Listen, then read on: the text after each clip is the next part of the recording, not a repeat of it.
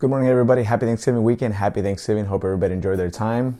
Welcome back. This is another episode of The Whole 10 Yards. I'm your host, Julio Zepeda. Coming right back, we're going to get right into whatever games are left on Sunday. Because, all the games are already on Thursday, especially the one with this team playing in. So, you know what I'm saying? But I'm just kidding. Coming back, we'll get look at some of the games, including Sunday Night Football and Monday Night Football. All right, first game we're looking at Kansas City Chiefs, Sunday Night Football visiting at the Denver Broncos.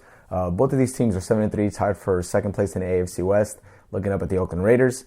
It's the first meeting this year, so we don't really have any tape to look forward at least to look at from these two teams. But they split last season. The Denver defense, we know all about their extremely well passing defense and their front seven and that Von Miller and that rush presence that he brings and all the sacks that he can get.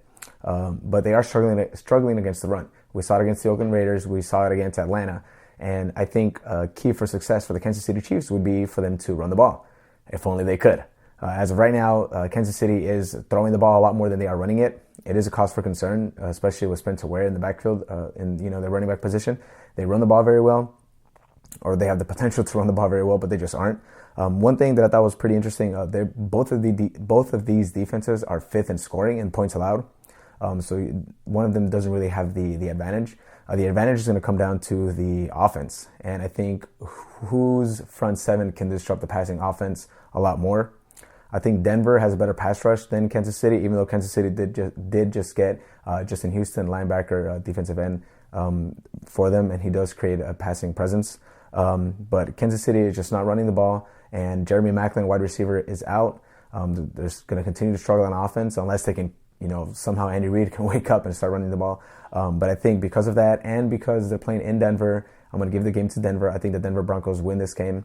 But I do think that they are going to split again in the season, just causing more chaos, I guess, in the AFC West out there. I do think that three teams are going to come out of the AFC West, make it to the playoffs.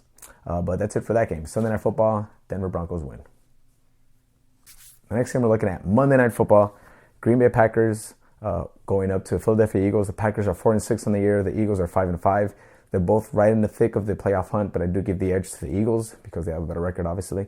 The Packers have lost 4 in a row. The Eagles have a better defense and a better special teams, as I've said before. We said in last week's video.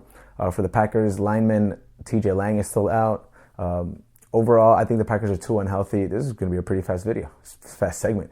The Packers are too unhealthy. They're going to keep struggling, and they're playing in Philadelphia. I think on Monday night in Philly, the crowd will be into it. The Philadelphia Eagles will be into it. And I think Carson Wentz, even though he's a rookie and he's had his ups and downs, rookie quarterback, he's going to outshine Aaron Rodgers in this game. At least I hope so. And I'm picking the Philadelphia Eagles, picking Danny's team to win on Monday Night Football. Next game we're looking at, Carolina Panthers going down to the black hole at Oakland, the Oakland Raiders. Panthers are 4-6 on the year. Raiders are 8-2, as we all know. Hopefully, we all know.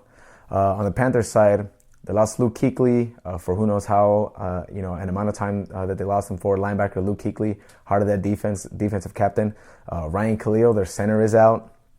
They've been struggling all year. They're 4-6, coming off of that Super Bowl loss last season. Definitely have not lived up to the expectations, and the Raiders are exceeding expectations. Pretty easy for me. I think the Panthers are lacking too much. Cam Newton's been struggling with the pass rush to him all year. I think Khalil Mack, outside linebacker and defensive end for the Raiders, will get there, and their front seven is going to cause disruption for the Carolina Panthers and Cam Newton. And I think the Raiders win. Raiders improve to 9-2, and they're going to be at home, so it's going to be a good game for them. Raider fans will be happy. Shout out Gary, Pablo, everybody else. Too many Raider fans to name. Raiders win. Another important game featuring an NFC South team, the Atlanta Falcons. Coming off a bye week, the Falcons are 6-4. They're playing the Cardinals. Cardinals are 4-5-1. That tie they came against Seattle in Sunday Night Football. Something interesting that did happen over the weekend, the Falcons revealed that they lost cornerback Desmond Trufant to a pectoral injury. He has a season-ending surgery. One of their star corners, one of their high draft picks. He is out for the season. So I think they will struggle today against the wide receivers that the Arizona Cardinals have, especially future Hall of Famer Larry Fitzgerald. Shout out Pittsburgh. But both running backs are expected to play for the Atlanta Falcons, being Devonta Freeman and Tevin Coleman. So they have a little bit, their running game is starting to get back going again like we saw them earlier in the season. And I think it's going to be a close game. It's going to be a good game. It's probably going to be a shootout. It's going to be a lot closer than I actually think. It might come down to a field goal. But ultimately, I think it's going to whose wide receivers or whose offense can play better, basically. That's what's going to happen. Both defenses are kind of struggling this year. Arizona is known for having a top 10, top 5 defense. Tyrann Mathieu, cornerback, is questionable to play for today. And I think because of that and their running game, Atlanta's running game is what I'm talking about. Atlanta's running game and their offense is going to be a little bit too much for Arizona to handle. Arizona might not be able to keep up. They won't be able to keep up is actually what I'm saying. But they do have David Johnson, excellent running back in the backfield, and Carson Palmer. But I'm giving the edge to the Falcons at home, coming off a bye week, off of the rest. I would imagine they have an extra week to prepare for this team, and they're going to win. Atlanta Falcons. Okay, now for the last segment, the other teams that I'm just the other games that I'm keeping an eye on. Rams at the Saints, picking the Saints to win. Chargers at the Texans. Chargers win. Bengals at the Ravens. The Bengals are too depleted now. The season is over. Ravens win. Seahawks at the Bucks. I think it'll be interesting. The Seahawks traveling across the country down to Florida to play that game. Seahawks win a close one. Titans at the Bears. Expecting the Titans to redeem themselves after I picked them to beat Indianapolis last week. Titans win. Giants at the Browns. Jags at the Bills. Bills win a close one. San Francisco 49ers at Miami Dolphins. Miami's going to win that one. And the Patriots at the Jets. Patriots.